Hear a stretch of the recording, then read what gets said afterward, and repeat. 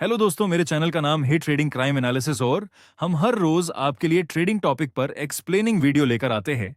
और आप जिस भी टॉपिक के बारे में डिटेल्स में जानना चाहते हैं तो वीडियो पर कमेंट कीजिए और अपने छोटे भाई के चैनल को सब्सक्राइब कीजिए और हमारे साथ जुड़े रहिए।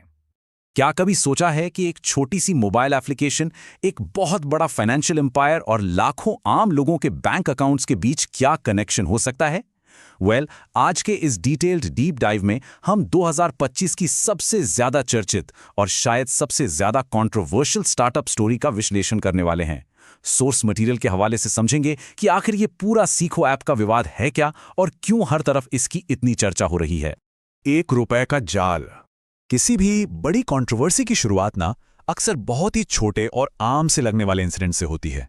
यहां सारी कहानी शुरू होती है सिर्फ ₹1 से। मुंबई में एक होटल स्टाफर ने सीखो ऐप पर बस कंटेंट देखने के लिए एक ट्रायल लिया। ₹1 का ट्रायल, बिल्कुल हार्मलेस और निर्दोष लगने वाला ऑफर। किसी को भी लगेगा कि भाई ₹1 में क्या ही नुकसान हो जाएगा, राइट? तो उन्होंने खुशी खुशी पे कर दिया।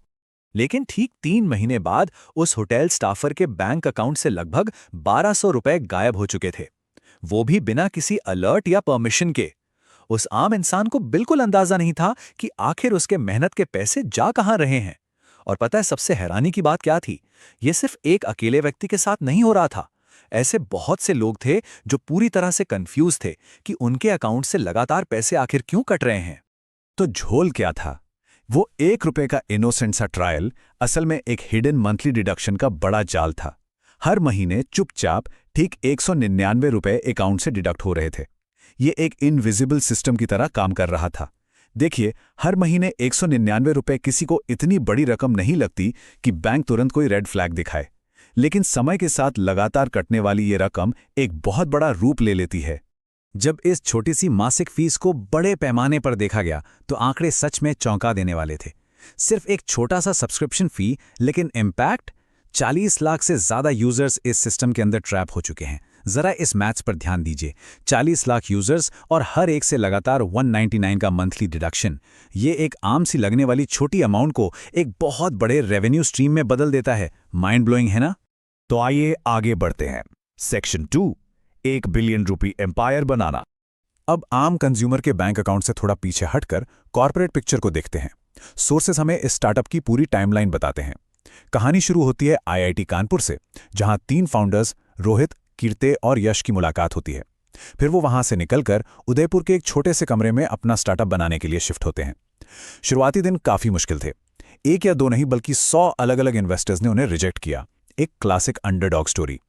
फिर एक टर्निंग पॉइंट आता है, एक ₹4 लाख का ब्रेक थ्रू, जिसने इनके लिए आगे का रास्ता खोल दिया। और वहां से ये छोटा सा स्टार्टअप एक विशाल एडटेक जायंट में बदल गया। अब इन दोनों आंकड़ों को जरा आमने सामने रखकर देखिए। ₹2 करोड़ की शुरुआती वैल्यूएशन से जो जर्नी स्टार्ट हुई थी, वो अब 1540 करोड़ की करंट वैल्यूएशन तक जा पहुंची है। ये ग्रोथ वाकई हैरानकुन है। लेकिन इस मैसिव फाइनेंशियल लीप को देखकर एक लॉजिकल सवाल उठता है। आखिर इतनी तेजी से आगे बढ़ने के लिए फंडिंग कहां से आई? ऐसी कौन सी स्ट्रैटेजी थी जिसने इन्हें इतनी जल्दी यहां तक पहुंचा दिया?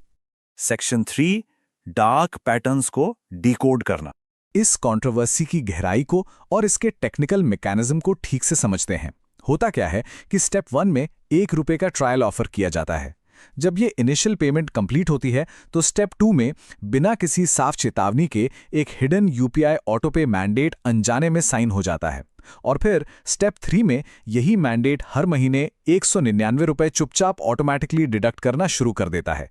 यही वो ट्रैप है जिसकी चर्चा हर जगह हो रही है। टेक्निकल लैंग्वेज में इस तरह की स्ट्रैटेजीज को एक स्पेसिफिक नाम दिया गया है। इसे कहते हैं डार्क पैटर्न्स। ये बहुत ही क्लेवरली क्राफ्ट किए गए धोखाधड़ी वाले यूजर इंटरफेस डिजाइन्स होते हैं। इनका मेन मकसद ही लोगों को ट्रिक करना होता है ताकि वो अनजाने में ऐसे एक्शंस ले लें जो वो कॉन्शियसली कभी नहीं लेते, जैसे कि ये हिडन रिकरिंग बिलिंग। ये टर्म आजकल पूरी टेक इंडस्ट्री में बहुत ज्यादा स्क्रूटनाइज किया जा रहा है। सेक्शन 4, इन्वेस्टर्स की अनदेखी। अब बात सिर्फ ऐप और उसके फाउंडर्स तक सीमित नहीं रह जाती। जब कोई कंपनी इतनी बड़ी हो जाती है तो कॉर्पोरेट अकाउंटेबिलिटी पर भी सवाल उठने लगते हैं। सोर्सेज रिवील करते हैं कि सीखो ऐप को लाइट स्पीड और बेसमर जैसे इंडस्ट्री के कुछ सबसे बड़े वेंचर कैपिटलिस्ट्स का सपोर्ट मिला हुआ है। हाल ही में ग्रेपवाइन प्लेटफॉर्म पर एक बड़ा लीक सामने आया जिसने पूरे इकोसिस्टम में तहलका मचा दिया।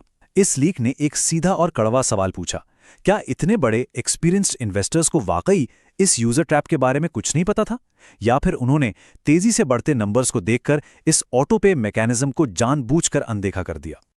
और इस पब्लिक आउटरीच का असर अब डिजिटल प्लेटफॉर्म्स पर साफ दिखाई दे रहा है।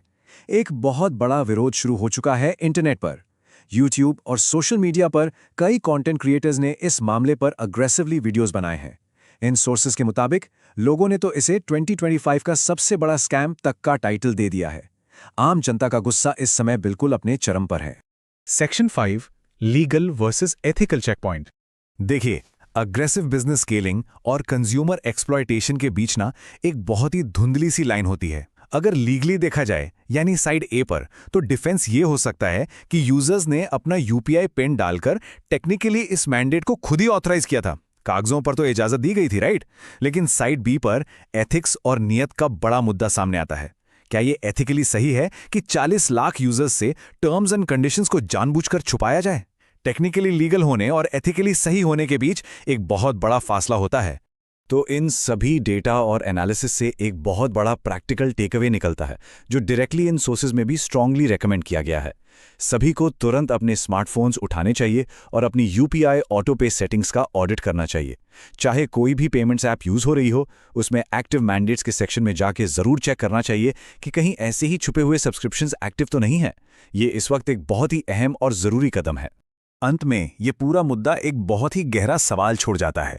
जब कोई स्टार्टअप इतनी तेजी से स्केल करके 1540 करोड़ रुपए की ऐसी एनॉर्मस वैल्यूएशन तक पहुंचता है, तो आखिरकार बिजनेस माइंडेड एग्रेसिव ग्रोथ और धोखाधड़ी वाले सब्सक्रिप्शन ट्रैप के बीच की बॉर्डर लाइन कहां तय होती है?